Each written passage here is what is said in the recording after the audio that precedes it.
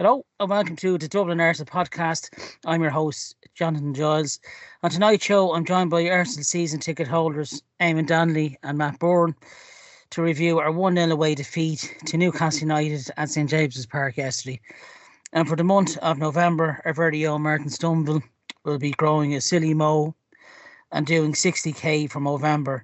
So please donate at ie.movember.com/mospace, all in aid for Men's Mental Health Month. So a really good cause, and donate where you can. So sit back and enjoy the show.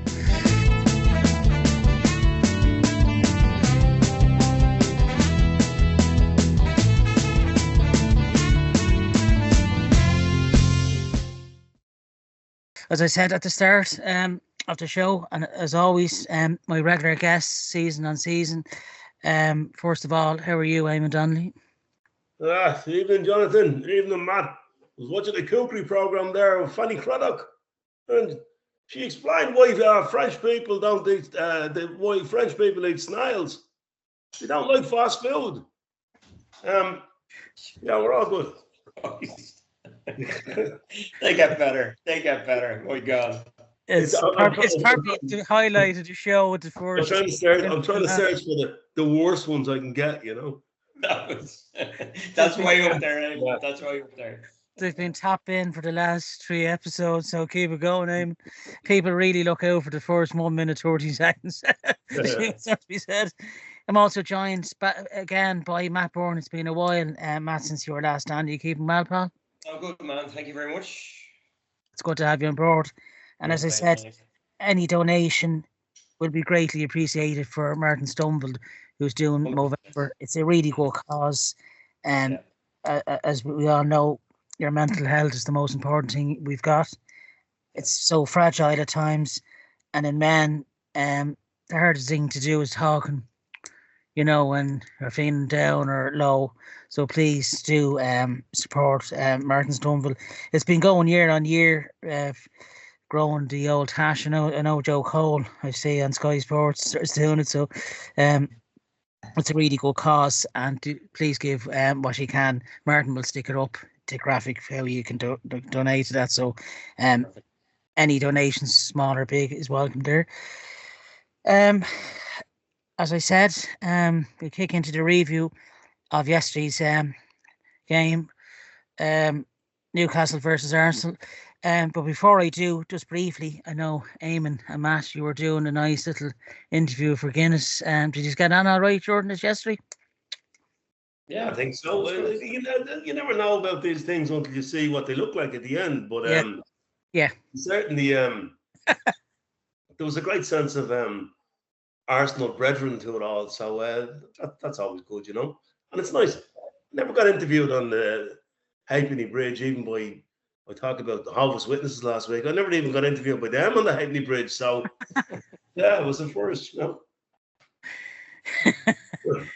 As Eamon says, before he came in there, he's given his life to Guinness. And it's nice to get something back. A few minutes of fame to dry out the liver.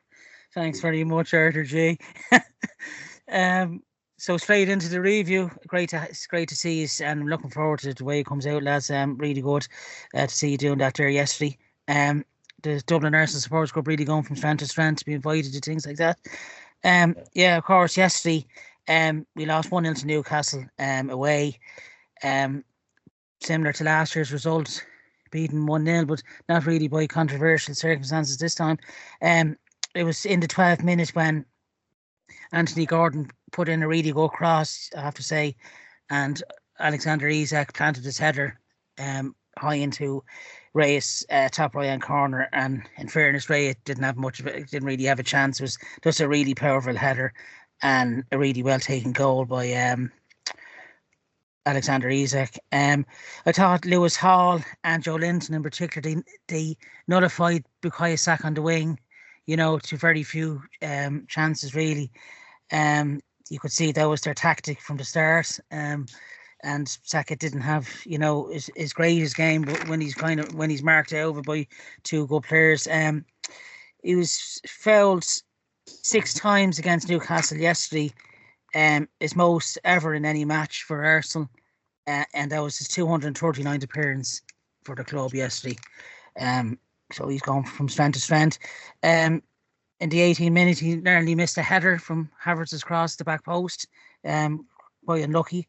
And then there was the moment in the half-hour mark where Schär turned over his cross, and from the corner, Marino had his shot blocked on the line by Lewis Hall's back.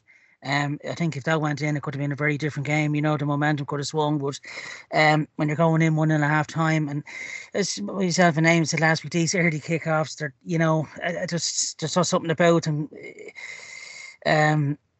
Joe Willock had 2 good chances then early in the second half. One well saved by Raya at his left-hand post, and one that went over the crossbar. So Willock had a pretty decent game against us yesterday. Declan Rice drove forward as much as he could. Had a chance, missed nearly wide from Nick Pope's left-hand post. And then in stoppage time, a brilliant cross by Bukayo Saka, and Rice headed just wide. It wasn't the best of games. Chances for both sides were few and far between. You know, it won't go down as a classic by any sense of the imagination, but really disappointing 3 fixtures since the international break. You know, losing away to Bournemouth 2-0. The draw last weekend, probably the most positive thing to come out of October, and then of course losing yesterday. It leaves us now 7 points behind leaders Liverpool now, and there's a lot of work to be done. A lot of talks to be had, I'm sure, in the dressing room over the last few games, and a massive game coming up on Wednesday night against Inter Milan away in Champions League.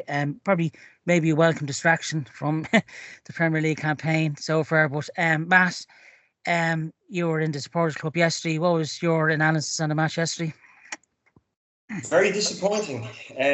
Obviously, you know, we were all fiercely disappointed. We had the cameras in, and there was nothing to smile about, unfortunately. You know, but look, you know, I think yesterday really showed how much we're missing someone like Odegaard in the side. We've missed him something fierce for the last few games. You know, a lot of the creativity is missing. There's something missing there. The creativity is missing. The pass is through. You know, a lot of the times the way Saka and Odegaard would play together, Saka's missing that also. We created very little yesterday. I thought I don't believe we've hit top form this season yet. We're a long way away from top form. We do have injuries. We do have issues there. We've had a lot of suspensions as well. But we've had 4 really, really stern tests so far in the Premier League. And we beat Tottenham away. We were unlucky to drop points at City. We were unlucky against Liverpool last week. I think if Kai Havertz's goal had stood late on, we would have been in a much better situation. City lost yesterday, so I'm happy. I'm much happier chasing Liverpool than I would be chasing City. I know we're still behind them, but you know we're not that far. We're not that far behind them. Liverpool haven't had a lot of tests yet this season either. So look, we wait and see. I just felt it was a very poor performance overall. I thought, you know, on both wings, Newcastle shut us down on both wings. They had 2 on Martinelli all the time. They had 2 on Saka all the time. It was very, very hard to create anything. We did start well in the game and had a couple of half chances early on, but I don't know, there was just something creatively missing from the side yesterday. I thought we could have, you know, I thought it was a game we could win. I feel if we had scored 1, we could have scored 2. You know, I think we would have rattled them enough if we had got 1 goal anyway. But look, it is what it is. You know, you're going to get games like this throughout the season. We haven't had a bad start in general, and we haven't played our best game so far. You know, we've had a couple of halves of games where we played really well. We haven't played a full 90 minutes well like we did last season. And injuries and suspensions are not helping us at all. So I think we will get back into it. I think if we need to go out on Sunday now against Chelsea, or is it Saturday or Sunday? Next Sunday. Against Chelsea, and we need to get a result. We have to get a result. Chelsea are very beatable. Yeah. they're going to be a tough side. They're a different side than they were last year. But I think if we do lose to Chelsea on Sunday and both City and Liverpool, we won't worry about Forest too much right now. They're up there, fair play to them. But I don't think they're going to be challenged at the end of the season. But if we fall much further behind at this stage, we've got to be extremely, extremely careful. You know, like we spoke about yesterday in the club, Eamon, we need a trophy. I think this side deserves a trophy. I think we put enough work in the last couple of seasons to actually do something. And the Premier League is a hard league to win. You know, it's a very, very hard league to win. And but there's cup competitions out there as well. You know, I'd love to get a Carabao Cup. You know, we're in a good position in it that we could go all the way. Let's get a good run in the Champions League as well. But this league is a hard league to win, and there was a lot of expectation about us at the start of the season. We were favourites at the start of the season with a lot of people, and there comes an extra pressure with that too. You know, so it's all well and good being favourites, but if you're losing some of your best players every game and your captain's out for a long period of time, it makes it very, very difficult. So look, let's get Odegaard back in. Let's get a bit more stability in the side, and let's push on. Were you disappointed with the goal we conceded, Matt? Do you think would that have been averted? Do you just think that first time crossed by Gordon? I think you've got the two best centre backs in the world playing there. You know, in Gabriel and Saliba, and look, it happens. It happens. You'd love to avoid them all. You'd love to concede no goals, but you do sometimes. And look, at the end, whatever way you look at it, we lost the game. Whatever way we've lost it, you know, it could have been a mistake. There could have been. You could blame anybody for it, but a defeat's a defeat, and we just got to move on from it. It's as simple as that. We've got to move on. We've got to be better the next game. We've got to look at it. I'm sure Mikel and the back and the staff are looking at it and going, what could we do better there? And I'm sure they'll do something to change it and make things better, you know? Yeah, on Arsenal.com, there was a refreshing statement made by William Saliba saying that all the players have to look at themselves now. This is a time, just for conversations to be had. 2 defeats from our last 3, having only lost 1 of their first 25 games in 2024. So, and not to panic, like there was probably a complete meltdown on our own thread yesterday, but I don't think it's time in realistic terms to push the panic button for anything. Eamon, you've been waiting a while, Eamon. Your analysis from the game yesterday? Yeah, I'm going to deal with that first because, like, anybody who seriously thinks that Arteta should be given his marching orders is either deranged or it's toys out of pram junior infant stuff. It really is. Right? He took the club 5 years ago, and I know good football people, and you know good football people, Matt, who are saying, but he's 5 years there and he hasn't won a title. Right? Yeah. Therefore what? What about the 15 years before he came that we hadn't won a title? 15 years. And he came in and he spent the first 2 years burning the club down to the ground. And to transform us to where he's taken us has been nothing short of remarkable. Right? So everybody needs to just grab a hold of themselves here. Right? Now I'll analyse the game. Because we don't often call the manager out. But some of yesterday was on him. But all managers make mistakes. Pep Guardiola, the great Pep, threw away 3 Champions Leagues making mistakes. Right? With Man City. All great managers make mistakes. And the reason I'm gonna go down through the technical reason why some of it's on him and the rest of it's on the players yesterday. Because we didn't turn up. Now, let's get in. The team is in a funk at the moment, right? And there's a culmination of things that have led to that, right? There's the injustices of some of the decisions that we've had. That gets the players. It's cost us 6 points. Yeah. Like, if we had those 6 points, we'd be sitting pretty thinking we're good, you know? Secondly, we're patching up the team the whole time. we're patching the team up. Oh, Timber might be available, Gabriel might be available, Ben White might be available. And you're putting out a patched up team. And you can see that in the players. I don't think Gabriel was fit yesterday. I think had he been fit, he wouldn't have got caught under the ball the way he did. And I do blame the two defenders because they were too far apart. Yeah, the gaping hole for Isaac in the middle, yeah. I also blame Yuri and Timber for not getting out to Gordon a bit quicker. For giving Gordon the room to be able to pick his cross the way he did. Right? You can't blame the manager for that. Do you think in training the manager says to Yuri and Timber, Yuri, don't bother blocking the cross. It's grand, let it in. Of course he doesn't. I think the players weren't at it yesterday. But I think he got the selection wrong. Right? For the start, it was obvious that Newcastle were going to try and do exactly the same as what they did last year. Kick us off the park and double up on the two wingers. Yeah. That's exactly what they did. Therefore, Thomas Partey had to be in midfield. Yeah. He could have played Timber at right full, Thomas Partey in the middle of the pitch, where we would have been much more. We're way too open in the middle of the pitch. Right? Yeah. And he could have played young Lewis Skelly on the right hand side, or Zinchenko, or Kibior. We had options there. Right? Excuse me. So I think he got the selection wrong. And then I look at this whole void of creativity in Martin's absence, right? And I've been saying for weeks now, it doesn't mean I'm right, I've just been saying it as it happens.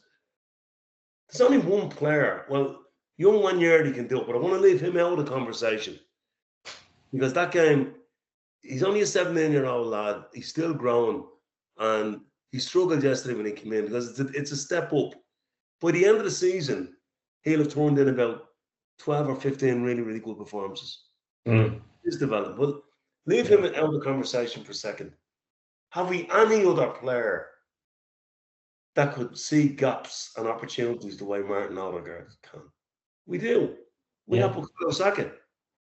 And I've been saying for some time now that while Martin is out, get Saka in from the wing. That boy can play anywhere. He can play in goal. Yeah. You know, get him in there because he is a creative force. He was the only spark we had yesterday. Yeah. Now, especially, and I think Arteta missed the trick here yesterday, especially the way they doubled him. He was essentially wasted out there. Right? So, and how many times have I said on the program, and this is a little lesson in mathematics, it's 11v11. If you have 2 on Saka and 2 on Martinelli, you're either not shifting the ball over and back quick enough, do the numbers, or else there's a big gap in the middle. Yeah. Right? So then your players have got to decide, you don't want to be caught in the counter-attack, so you leave 2v1 at the back. You've still got an extra player because they've doubled up on both sides. You should be. We had too many players that didn't join that kind of inside forward position, that stood in the halfway line. Yeah. And we were actually outnumbered by Newcastle defenders. It should have been the other way around. Yeah. Excuse me, because if they're doubling up, there has to be gaps in the pitch. And I thought if Saka was brought in the field because of being doubled up on, and we had that extra gap, I thought, and we had enough players that could have played out on the right hand side between Trossard, Martinelli, Jesus, and Sterling. You know, we had enough of that. But anyway, so I thought he missed the trick. What I did like was you referenced the honesty of Saliba's interview. The person he was most critical of was himself. Yesterday, sorry, I have a cough on me. Yesterday, Saliba and Gabriel were caught too far apart for the 3rd time this season. Man City when Haaland scored, Brighton, and we're not shoring up the defence the way we were, but we can get that back. You know, I think Arteta's interview was refreshingly honest. Not like some of these spoofers who come on and blame, you know, the orbital sequence of the 3rd lunar fucking, you know, like Arteta came out and said, we didn't create enough. It's my job. That's my responsibility. And that's what I like about him. It's my responsibility. I take responsibility for that. So it was a very similar game to last year's game. I think we knew what was coming. Eddie Howe, Eddie Howe all but said it the day before the game. You have to get physical with Arsenal to stop them. We should have known what was coming. Declan Rice was terrible. He was absolutely shocking. His set piece deliveries. It's like he was in a bag of oddlums. Yeah. He couldn't get them. It was shocking. Like he was either ballooning the ball way beyond where it should have been, or not getting the ball in the right trajectory at all. It was just a bad day out. But you get these, you know. And excuse me, I have a tickle in my throat. But I think actually we need the international break. But you referenced that last week. The Nottingham Forest game will be a recess. We need an international break with no bloody injuries. You know? That's the golden thing. Yes. The one last thing I'll say, and Matt was talking about the title race and chasing it, but I actually think we need to stop talking about the title. I think it's weighed down very heavily on the club.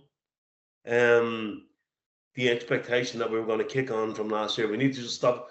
We need to get out of the funk that we're in and start getting points. And if you can get out of the funk that you're in and start getting points, I've no doubt that we'd re-enter the title race. You know? Yeah. I thought David Ray, in fairness to him, he pulled off 2 or 3 good stops.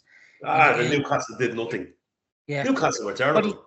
He's hilarious, though, you know, he's really quick to it, though, Ray, isn't he? Like, he's 100% concentration, you know, and he's a huge bonus. We're very lucky to have him, but I don't think Gabriel was fit yesterday, and I think that made a difference to the way we defended. Our midfield didn't join the attacking lines enough when we had it. We should have had an overload because they were doubling up on each full back. Yeah. We weren't that. As you said, our midfield of Rice, Marino, and Perth, they're good at break and play up, but just a tad slow on, you know, moving forward quickly. Like Odegaard has that picture in his mind before he even gets the ball, isn't it? Yeah. Yes.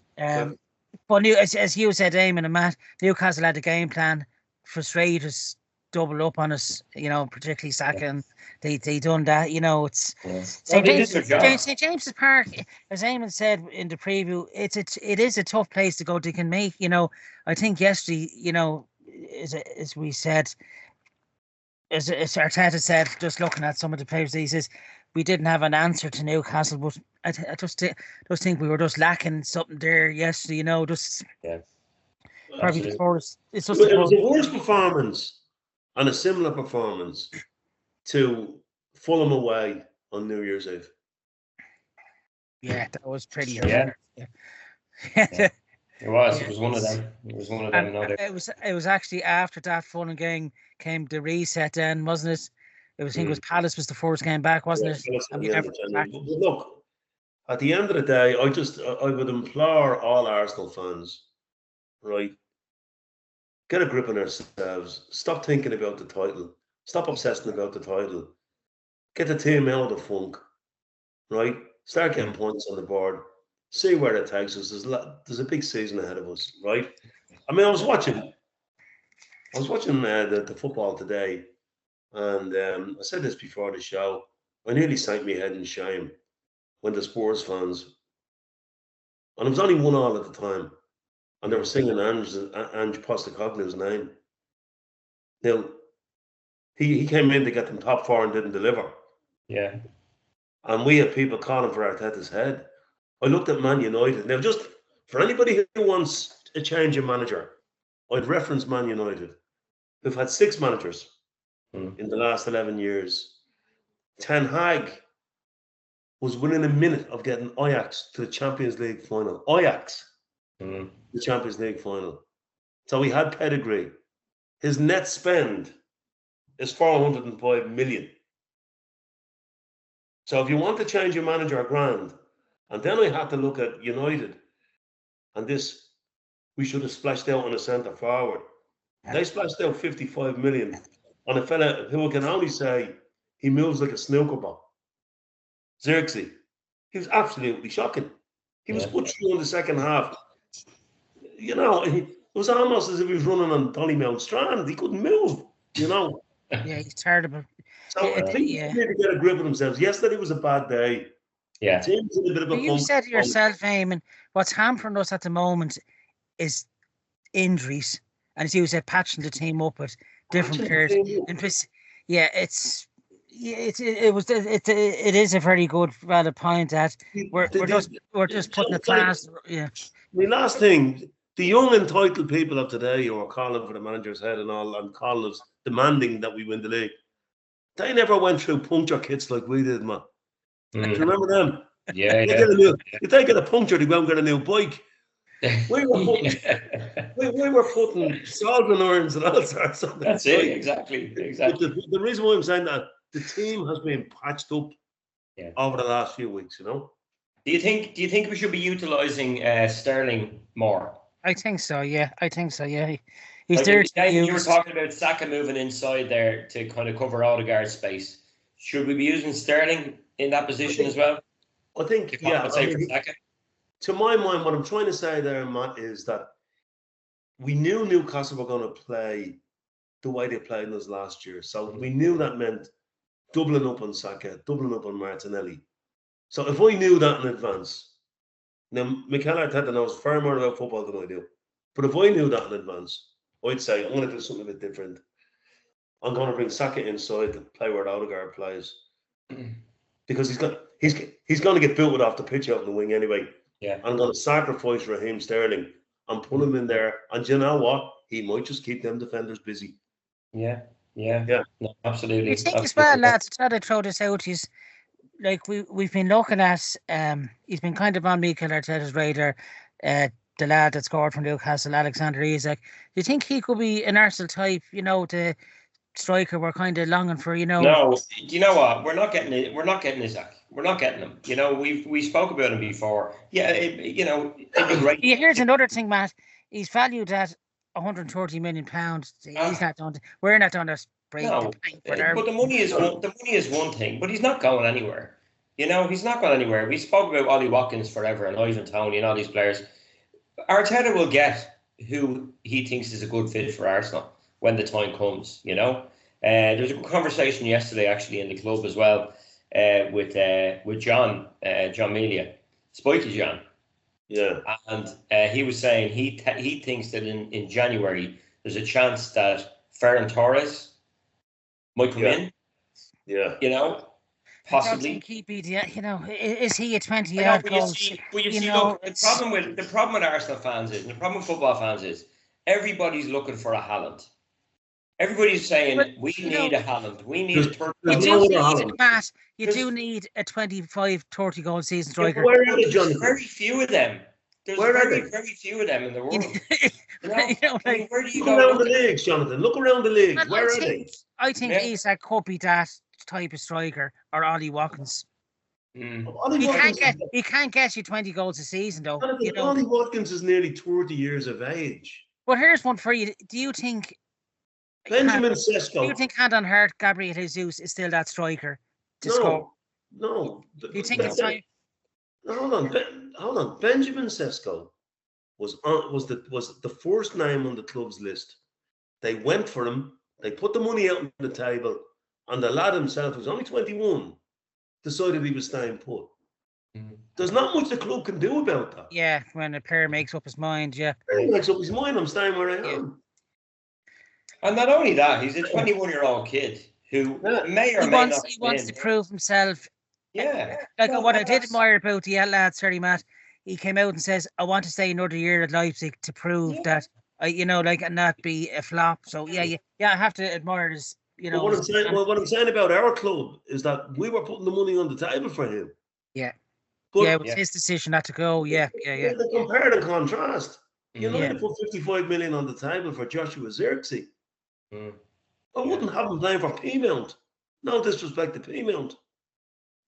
It's just, I suppose we've always been blessed with strikers, down the years, that it kind of just hurts Arsenal to see, City having a Haaland that scores nearly guaranteed. But there is no other Haaland. there's no other Haalands out there. There's very, very few. You know, as far as I'm concerned, Mbappe has nothing. We done okay last season without. Yes, we did. There's a number. I think we're hurting more. I think if Arsenal fans are realistic, as Eamon said, the injuries are hampering us big time, aren't they? So, can I ask you a question? And I may be way off the fucking mark here, but we have Saka there on the wing, who, by all accounts, is a superb goal scorer coming in from the wing. You know, do you think there'd be at any stage any benefit to moving Saka inside? Or am I, like he's scoring a ton of goals coming in from the wing. Like, is there any benefit to having a player like Saka in the middle and replacing, bringing in I'd be more afraid, Matt, being honest with you, him getting kicked more by centre backs, than he has on the wing. I don't know. He's a strong little kid. He's got unbelievable skill. 6 goals in one game there. You saw there, as Eamon said, week on week, he is getting kicked about the pitch, isn't he, Saka? But yeah, Eamon, that's a good question to you. Do you think I'll try and answer that, right? Yeah. The answer is Matt. That boy can play anywhere, right? Yeah, you were saying that playing goals. But in terms of putting him centre forward, you might get a couple more goals out of him, but I don't think he'd assist in as many goals from that position. Yeah. Because I think it'd be too narrow for him. Yeah. Whereas Bukayo Saka's big thing is that, and remember, he doesn't have to be hugging the touchline. When I talk about bringing him inside, if you look at the positions Martin Odegaard normally takes up, it's an old-fashioned inside forward role. Yeah. And I think Saka could do that role while Martin's out. But if you put him in centre forward, he's that good. He's going to score goals anyway. Yeah. But I think the amount of goals that he assists from being away from the traffic. Yeah, no, absolutely. Yeah. No, I absolutely 100% agree to you about moving him in to cover for Martin there. But we're a little bit late for that now at this stage. We've been missing Martin for quite a while now. And that's, I suppose, something that should have been touted a lot earlier. I mean, you should have made that call to Mikel about a month ago, Eamon, at least, Yeah. But now it's a great shout, and I would absolutely, why not? Who would you put on that side then, Matt, if you were to take Saka inside? I'd utilise Sterling, even when Yeri may be coming in. Look, when Yeri, like you say, when Yeri's still a kid, he's a lot to learn, very fresh, but he's got serious potential. I mean, unbelievable. That goal against Preston was incredible, wasn't it? In midweek. Yeah. But his maturity on the pitch is unbelievable as well. His maturity for a 17-year-old is brilliant, absolutely brilliant. I said it on the show last week, Jonathan. Right? We've got 3 players who can receive the ball from the back on the half turn and start an attack. Martin Odegaard does that for breakfast, right? Yeah. So one of the reasons why Martin can find and see space is his first touch takes him into space. Yeah. The really, really good players, their first touch gives them more time. The players who are not that good, their first touch puts them under pressure. Right? So Bukayo Saka can do just that. And so too can the aforementioned Ethan Wanyeri.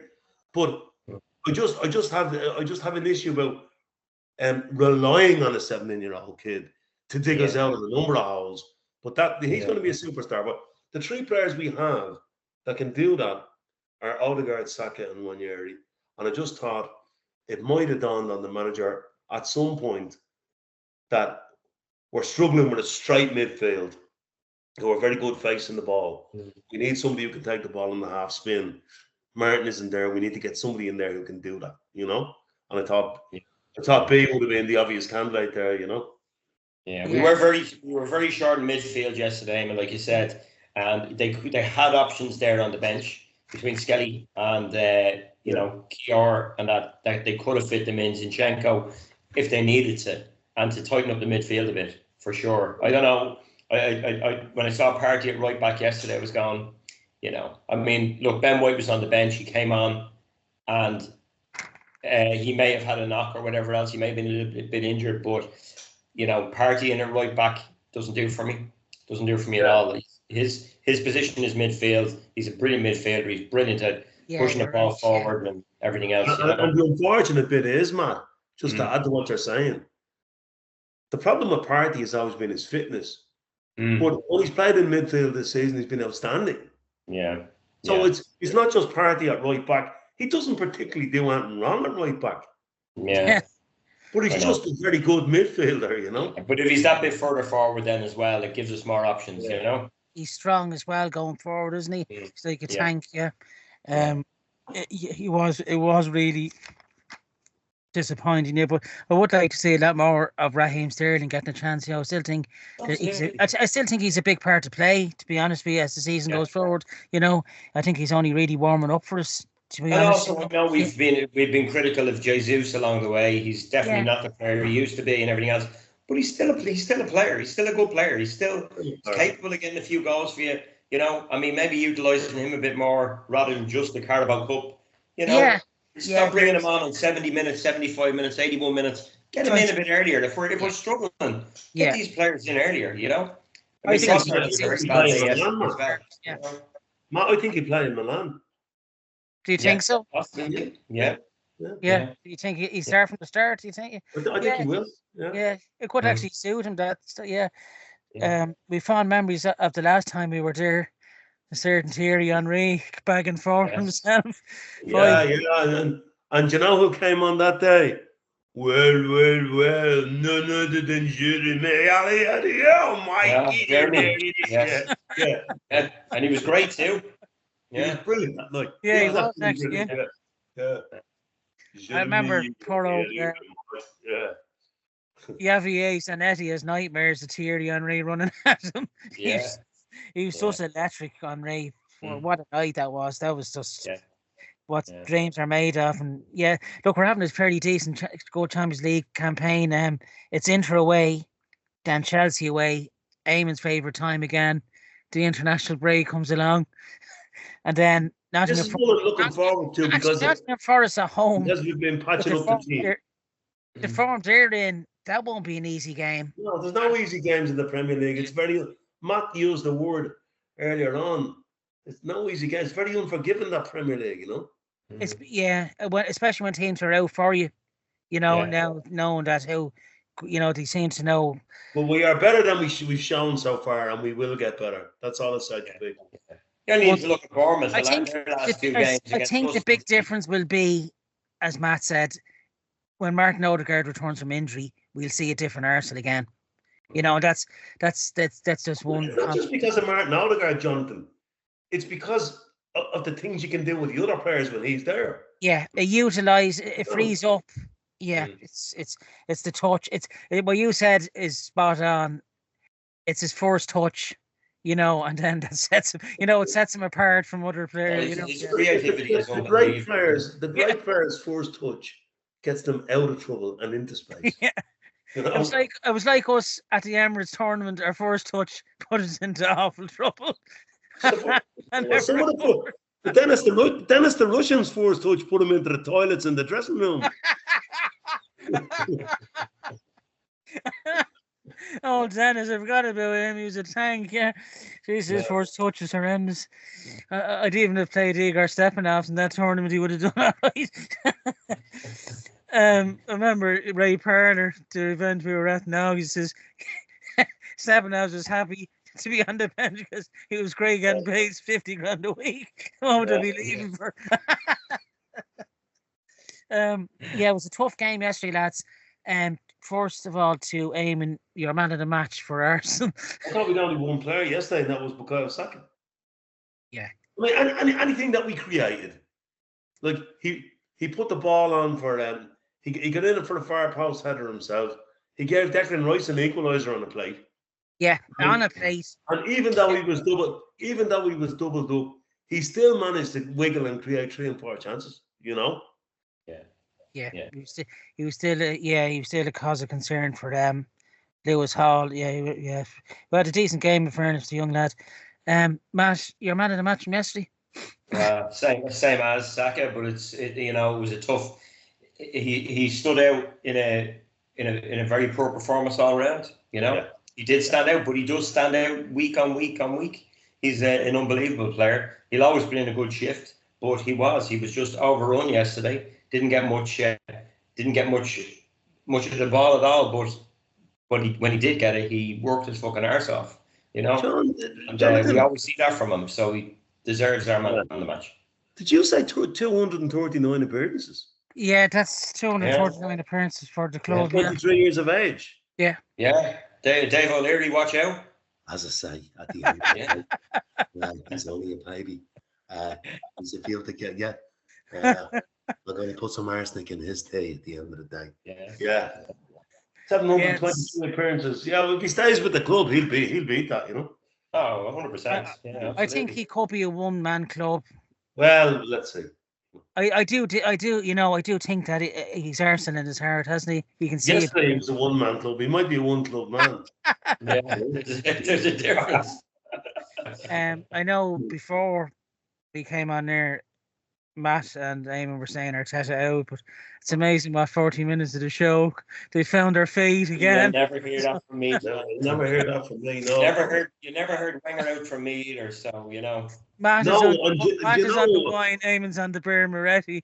It's amazing what you know that Chelsea have had more managers in the Abramovich era since we've had in their entire history as a football club. Yeah. At least they've trophies to show for us. Sadly, so we way more trophies than Chelsea. I think we've 14 titles and 14 FA Cups, mate. Arteta's time is coming this season. I think there's a lot of questions to be asked. Jonathan, your hosting skills are very good, and you run a really good show. But don't let yourself down at the end of the show. Really. Once again, Eamon's on a tight road of a P45.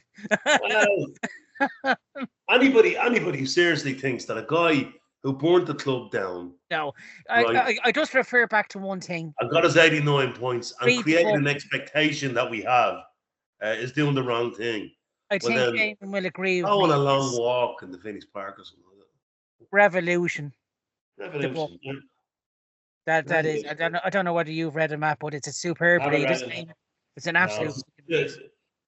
It's only when you read it, Matt. Yeah. You realise the mess that he took over.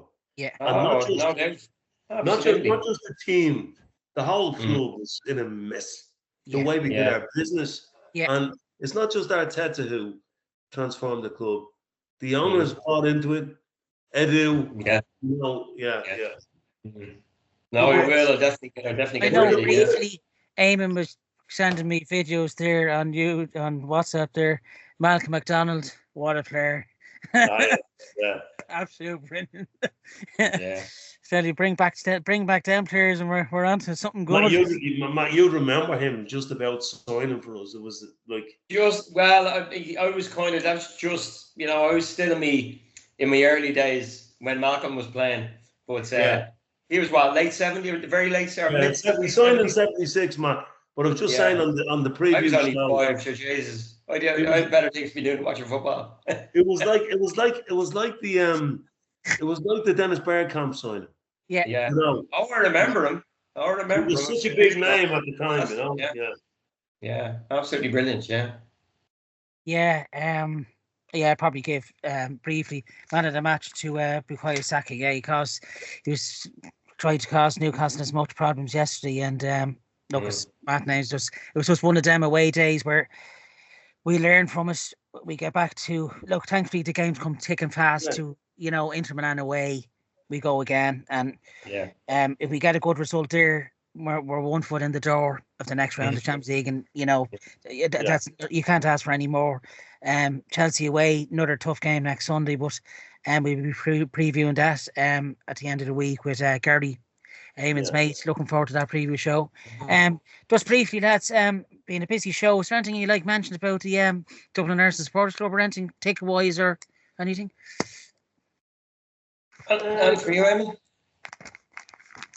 I think we've covered it all. Yeah, it's been a busy show. Get into the club. Just anybody who's listening, with the few listeners we have, make sure you get into the club. It's always a great atmosphere. It's always great crack, and it's great to see new faces and everything else in there. And also, just in relation to the Movember thing that Martin's doing, Jesus Christ, fantastic cause. And please, Martin, when you're editing this, get the link up so as we can all throw a few quid in or text the link to us to the groups and everything else. You know, there's plenty of us out there. I'm sure there'll be plenty of donations as well. And Martin, like him. Martin, you will look like a proper Austrian with that moustache.